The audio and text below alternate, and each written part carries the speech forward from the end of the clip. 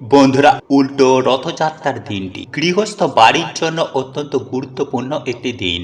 কারণ এই দিনে প্রভু জগন্নাথ, যিনি জগতের নাথ, তিনি মাসির বাড়ি থেকে নিজের বাড়িতে ফিরে আসবেন। তাই শাস্ত্র মতে মনে করা হয়, প্রভু যেহেতু জগতের নাথ, তিনি জগতের প্রত্যেকটি পরিবারে, প্রত্যেকটি গৃহস্থে, প্রত্যেকটি সংসারে তিনি বিরাজমান। তাই প্রভুকে নিজের গৃহে স্বাগত জানাতে, নিজের গৃহে চিরস্থিত করে রাখতে কিছু উপায় উপাচার আমাদের প্রত্যেকের করা প্রয়োজন, যাতেই প্রভু জগন্নাথ আমাদের বাড়িতে চিরস্থায়ী নিবাস করেন। তাই স্বয়ং পরমেশ্বর ভগবান শ্রীকৃষ্ণ বলছেন যে এই দিনে যদি কোনো ব্যক্তি কোনো গোমাতাকে এই দুটি খাবার খাইয়ে দিতে পারে, তাহলে সেই ব্যক্তির জীবন থেকে সমস্ত রকমের দুঃখ কষ্ট, জ্বালা যন্ত্রণা, রোগ ব্যাধি, বাধা বিপত্তি, দারিদ্রতার একেবারে নাশ হয়ে যায়। শুধু তাই নয় বন্ধুরা, পরমেশ্বর ভগবান শ্রীকৃষ্ণ এও বলছে যে এই দিনে যদি কোনো ব্যক্তি তাদের ঠাকুর ঘরে সামান্য এই জিনিসটি এনে রাখতে পারে, তাহলে সেই ব্যক্তির জীবনেই তথা সেই পরিবারে আর্থিক উন্নতি হবেই হবে। হ্যাঁ বন্ধু, আপনারা বলতে পারেন ভগবানের আশীর্বাদে আপনারা রাতারাতি কোটিপতি হয়ে যাবেন। শুধু তাই নয় বন্ধুরা, যাদের বাড়ির ঠাকুর ঘরে যদি এই একটি জিনিস থাকে, তাহলে সেই বাড়িতে মা লক্ষ্মী সদয় বিরাজ করেন। হ্যাঁ বন্ধুরা, মানে সেই বাড়িতে কখনোই দুঃখ দারিদ্রতা ঘিরে ধরতে পারে না। তাই বন্ধুরা, যদি আপনাদের ঠাকুর ঘরে এই একটি জিনিস যদি না থাকে, তাহলে অবশ্যই বন্ধুরা এই উল্টো রথের মধ্যে আপনারা আপনাদের ঠাকুর ঘরে এই জিনিসটি এনে রেখে দিন, যদি চান যে আপনাদের বাড়িতে মা লক্ষ্মীর কৃপায় সদায় সুখ শান্তি বিরাজ করুক, ধন দৌলতে আপনাদের বাড়িতে সদা সর্বদাই ভরপুর হয়ে থাকুক। তাহলে অবশ্যই বন্ধুরা এই ভিডিওটিতে বলা সেই জিনিসটি আপনারা আপনাদের ঠাকুর ঘরে এনে অবশ্যই রেখে দিন। কারণ অনেক সময় বন্ধুরা কি হয় যে কোনো নেগেটিভ ঊর্জার ফলে আমাদের বাড়িতে বিভিন্ন রকম সমস্যা লেগেই থাকে, মনের ইচ্ছা পূর্ণ হয় না। কিন্তু বন্ধুরা এই জিনিসটি এতটাই পবিত্র যে এই জিনিস বাড়িতে থাকা মাত্রই সেখানে কোনো রকমের নেগেটিভ এনার্জি বাস করতে পারে না, এবং মা লক্ষ্মী সেই বাড়িতে নিজে দৌড়ে আসেন। ফলে আমাদের শাস্ত্রে এই জিনিসগুলিকে ঠাকুর ঘরে রাখতে বারবার বলা হয়েছে। তাই চলুন বন্ধুরা এইবার আমরা জেনে নিই সেই জিনিসগুলোর ব্যাপারে, যার মধ্য থেকে আপনারা অন্তত পক্ষে একটি জিনিস হলেও এই উল্টো রথযাত্রার মধ্যে বাড়িতে এনে রাখবে, তাহলে আপনাদের আয় উন্নতি কেউ আটকাতে পারবে না। চলুন এইবার মূল আলোচনায় প্রবেশ করা যাক। তবে মূল আলোচনায় প্রবেশ করার আগে আপনারা যদি আমাদের চ্যানেলে এখনো পর্যন্ত নতুন হয়ে থাকেন, তাহলে চ্যানেলটি সাবস্ক্রাইব করে পাশে থাকা নোটিফিকেশন বেল আইকনটি অন করে রাখুন। তাহলে আপনারা নতুন কিছু জানতে পারবেন, নতুন কিছু শিখতে পারবেন। আর এই ভিডিওটি যদি আপনার কোনো উপকারে লেগে থাকে, তাহলে ভিডিওটিতে একটি লাইক করবেন এবং বন্ধু বান্ধবী আত্মীয় পরিজনের সাথে ভিডিওটি শেয়ার করবেন। পরিশেষে জয় শ্রীকৃষ্ণ, রাধে রাধে লিখে কমেন্ট অবশ্যই করবেন। বন্ধুরা, আমাদের এই জীবন চালাতে সকলেরই কম বেশি অর্থের প্রয়োজন, আর এই সকল অর্থের দেবী হলেন মা লক্ষ্মী। তাই যে বাড়িতে মা লক্ষ্মীর কৃপা নেই, সেই বাড়িতে আর্থিক উন্নতি কখনোই হয় না। তাই প্রত্যেক বাড়িতে মায়ের আগমনের জন্য প্রথমত যে জিনিসটি আপনারা সিংহাসনের পাশে রাখবেন তা হলো আতপ চাল। হ্যাঁ বন্ধুরা, আপনারা একেবারে ঠিকই শুনছেন। আপনারা আপনাদের বাড়ির ঠাকুর ঘরে সিংহাসনের পাশে একটি হলুদ কাপড়ের মধ্যে কিছুটা আতপ চাল পুটুলি করে সর্বদাই রেখে দেবেন, কারণ মায়ের প্রতীক হচ্ছে এই আতপ চাল। বন্ধুরা, যে বাড়িতে সিংহাসনের পাশে আতপ চাল থাকে সেই বাড়িতেই সদা সর্বদাই মা লক্ষ্মী বিরাজ করেন। এবং যদি এই আতপ চাল যদি কোনো শুভ দিনে কিনে বাড়িতে রাখা হয়, তাহলে বাড়ির বাস্তুর জন্য বন্ধুরা খুবই ভালো ফল প্রদান করে। তাই উল্টো রথযাত্রার মধ্যে বন্ধুরা আপনারা অবশ্যই আতপ চাল কিনে বাড়ির সিংহাসনে রেখে দেবেন। নাম্বার 2, লক্ষ্মী কড়ি। বন্ধুরা, আমরা আপনারা প্রত্যেকেই জানি যে সমুদ্র মন্থনের সময় এই লক্ষ্মী কড়ি মা লক্ষ্মীর সাথে উঠে এসেছে। তাই বন্ধুরা এই লক্ষ্মী কড়ি মায়ের অত্যন্তই প্রিয়। তাই বন্ধুরা এই পবিত্র দিনে স্নান করে লাল বস্ত্র পরিধান করে 21টি আপনারা লক্ষ্মী কড়ি নেবেন। এরপর সেই লক্ষ্মী কড়িগুলো আপনারা গঙ্গার জল ছিটিয়ে মায়ের চরণে রেখে দেবেন এবং সেই লক্ষ্মী কড়িগুলো আপনারা সন্ধ্যাবেলায় পুজোর সাথে তার অবশ্যই পুজো করবেন। পুজো অর্চনা হয়ে যাবার পর আপনারা একটি লাল বা হলুদ কাপড়ের মধ্যে সেই লক্ষ্মী কড়িগুলোকে বেঁধে আপনাদের বাড়ির যে প্রধান দরজা রয়েছে সেই দরজার মাথার ওপর দিকে টাঙিয়ে দিন। কিন্তু বন্ধুরা এই প্রক্রিয়াটি করার সময় যেন আপনাকে কেউ না দেখে, এই বিষয়টি কিন্তু আপনারা একটু মাথায় রাখবেন।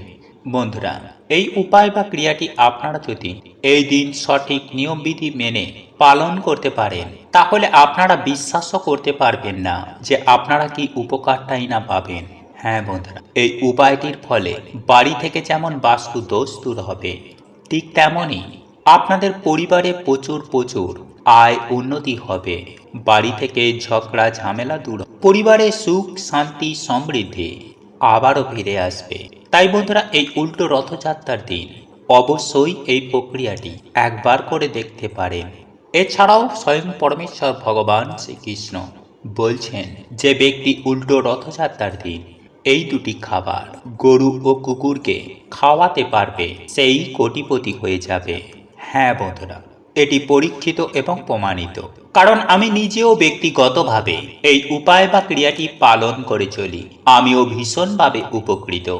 আর আপনারাও যদি স্বাস্থ্যের বিধি বিধান অনুসারে গোমাতা ও কুকুরকে এই দুটি খাবার খাইয়ে দিতে পারেন তাহলে আপনারাও কোটিপতি হয়ে যাবেন। হ্যাঁ বন্ধুরা, আপনারা একেবারে ঠিকই শুনছেন। তাই আপনারা যদি প্রচণ্ড অর্থ কষ্টে ভোগেন, জীবনে অক্লান্ত কঠোর পরিশ্রম করার পরেও যদি আপনার হাতে অর্থ না থাকে, আপনার গৃহে যদি সদা সর্বদাই অশান্তি কলহ লেগেই থাকে, কিংবা আপনার পরিবারে যদি নিত্য রোগ ব্যাধি লেগেই রয়েছে, তাহলে এই দুটি খাবার এই দিন গোমাতাকে বা কুকুরকে খাইয়ে দিন। দেখবেন শনি মহারাজের অশেষ কৃপায়, হ্যাঁ বন্ধু, শনি মহারাজের আশীর্বাদও কৃপায় সব সমস্যা তৎক্ষণাৎ দূর হয়ে যাবে। হ্যাঁ বন্ধুরা, আপনারা একেবারে ঠিকই শুনেছেন। বন্ধুরা সাধারণত অনেকেই শনি মহারাজকে ভয় করেন। শনি মহারাজের নাম শুনলেই তারা ভয়ে ভীত হয়ে পড়েন। তারা মনে করেন যে শনি মহারাজের কুদৃষ্টি একবার যদি আমাদের ওপরে পড়ে তাহলে আমাদের এই জীবন একেবারে ছাড়খাড় হয়ে যেতে পারে। হ্যাঁ বন্ধুরা, এটা একদম সত্য কথা। কিন্তু বন্ধুরা আপনি কি জানেন, যদি শনি মহারাজ আপনার ওপরে সন্তুষ্ট হন তাহলে আপনার জীবনে কতটা আয় উন্নতি ঘটতে পারে? হ্যাঁ বন্ধু, আপনার কতটা লাভ হতে পারে? বন্ধুরা আপনি কি এটা জানেন? এই বিষয়টি হয়তো অনেকেই জানেন না।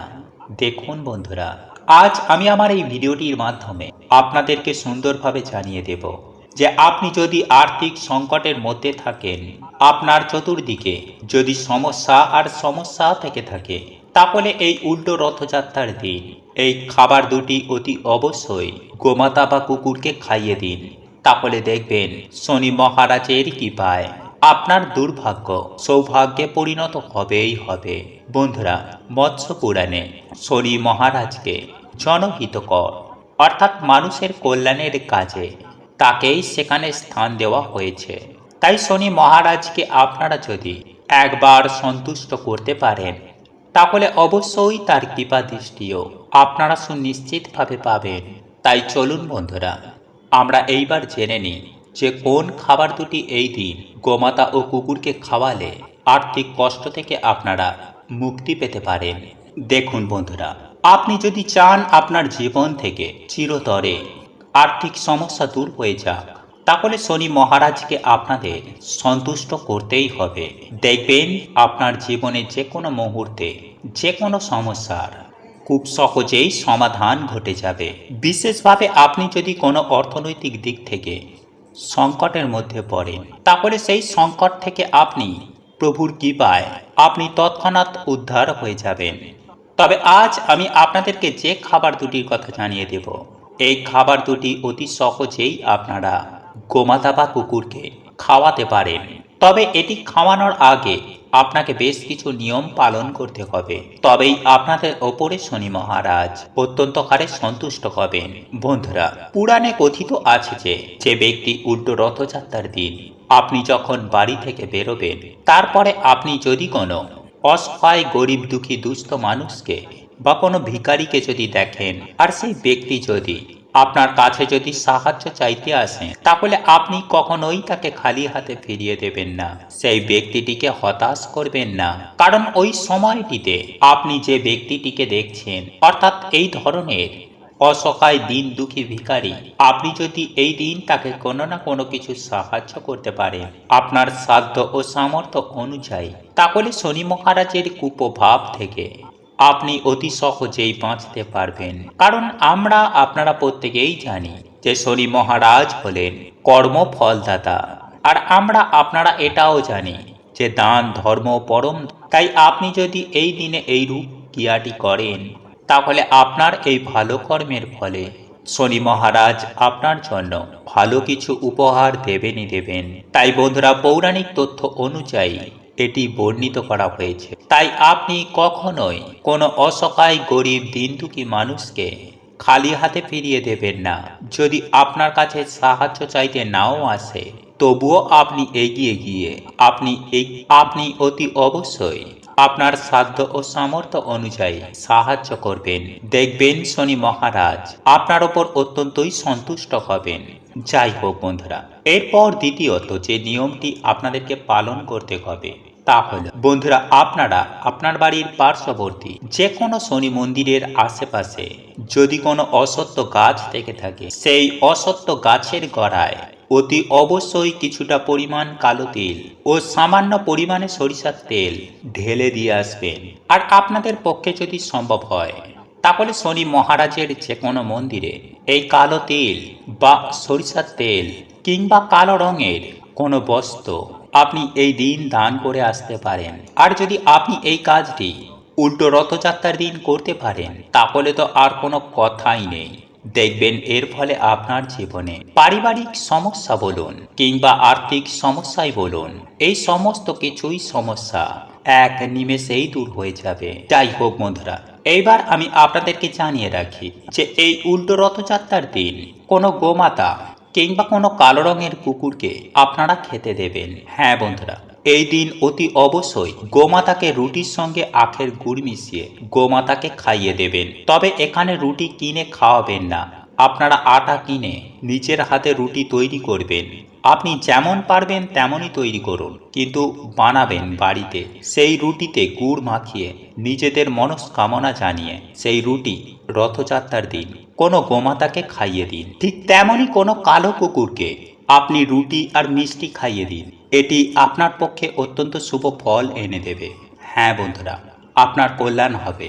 আপনার জীবনে থাকা সমস্ত প্রকারের আর্থিক কষ্ট এক চুটকিতেই দূর হয়ে যাবে এবং প্রভুর কৃপায় আপনারা ধনধান্যে ফুলে ফেঁপে উঠবেন। আপনার জীবনে যদি ঋণের বোঝা থেকে থাকে, তাহলে সেই ঋণের বোঝা থেকেও আপনারা মুক্তি পাবেন। বন্ধুরা, আপনারা একটি বার বিশ্বাসের সাথে নিষ্ঠা ভক্তি ও আন্তরিকতার সঙ্গে আর রুটি আর মিষ্টি যদি গোমাতা আর কুকুরকে আলাদা আলাদা করে খাইয়ে দিতে পারেন, তাহলে আমি আপনাদেরকে কথা দিই 7 দিনের মধ্যে আপনাদের আর্থিক উন্নতি হবেই হবে। 7 দিনের মধ্যেই আপনারা অনুভব করতে পারবেন যে আপনার এই কর্মের ফলে আপনারা কতটা উপকৃত হয়েছেন। বন্ধুরা, এই কাজটি ছিল রথযাত্রার সবথেকে গুরুত্বপূর্ণ ও মূল কাজ। এই উপায় বা ক্রিয়াগুলি অবলম্বন করলে আপনার হাতে যে কোনো উপায়ে অর্থ আসবে। হ্যাঁ বন্ধুরা, আপনার সংসারে হু হু করে অর্থ আসবে। বন্ধুরা, আপনারা প্রত্যেকটা মানুষই চাই যে আমাদের সকলেরই জীবনে সুখ শান্তি সমৃদ্ধি আসুক। খারাপ সময়ে কখনোই আমাদের কারোর জীবনে না আসুক, কিন্তু বন্ধুরা এমনটা কখনো সম্ভব নয়। কারণ আমাদের জীবনে সুখ দুঃখ গোল গোল করে ঘুরতে থাকে।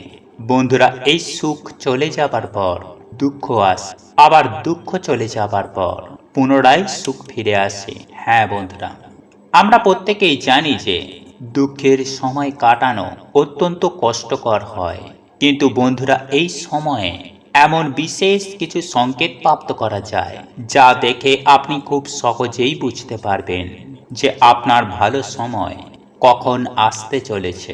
তাই আপনি যদি অত্যন্ত দুঃখ কষ্ট ও মহাবিপদে থেকে থাকেন, বা আপনি যদি প্রচুর পরিমাণে আর্থিক কষ্টে ভুগতে থাকেন, তাহলে ভিডিওটি অবশ্যই শেষ পর্যন্ত দেখতে থাকুন।